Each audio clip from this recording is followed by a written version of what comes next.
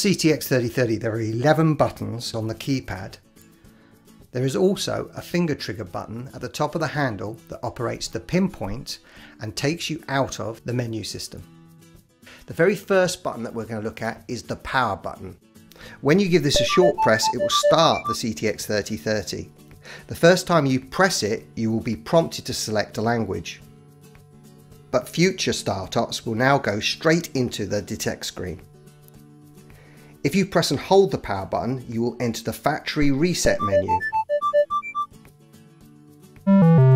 Here you can reset a GeoStore, reset settings, reset all, or change the detector's menu language. If you accidentally enter this screen, squeeze the finger trigger to restart the detector. This button is called the Identify button. Pressing it after locating a target will alter the discrimination pattern. This allows you to quickly reject or accept groups of targets. If you press and hold this button, you enter the frame size menu, where you can change the area size controlled by this button. 1x1 is the smallest frame size, 5x5 the largest. This button is the detect button. A short press toggles between the two patterns of a program mode, or returns the CTX-3030 to the detect screen from any other menu. If you press and hold the detect button, you will enter the detect screen menu.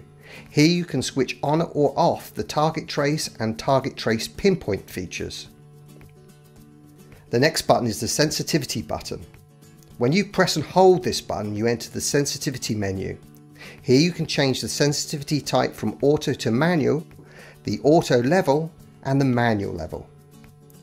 Whichever of these you select before leaving the sensitivity menu will be the dedicated menu choice for future short presses. The button with the speaker icon is the audio button. When you press and hold this button, you enter the audio menu.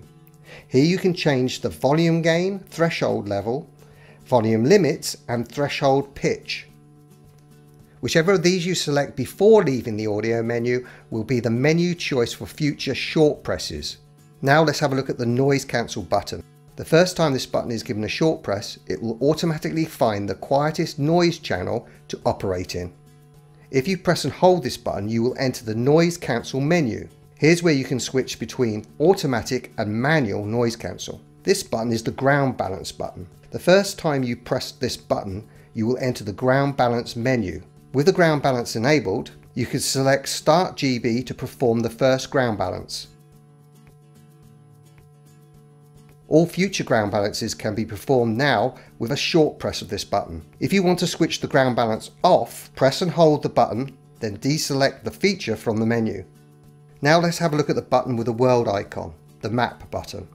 Giving it a short press enters the map screen, and further presses toggles between the different map resolutions. If you press and hold this button, you enter the map screen menu. Here you can clear a geo trail, turn on or off the View Geo Trail feature, recenter the map, and activate the Show Names feature. Below the map button is the Store button. Giving this button a short press accesses the Find Point and Waypoint menu, where you can record find and waypoints. If you press and hold the Store button, you enter the Geo Hunt menu, where you can record, stop or pause a geo hunt. This button on the right of the display is the User button.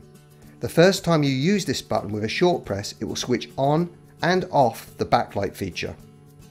This button is fully customizable. If you press and hold this button, you will enter the User Function menu, where you can change the functions of this button. And finally, the Menu button.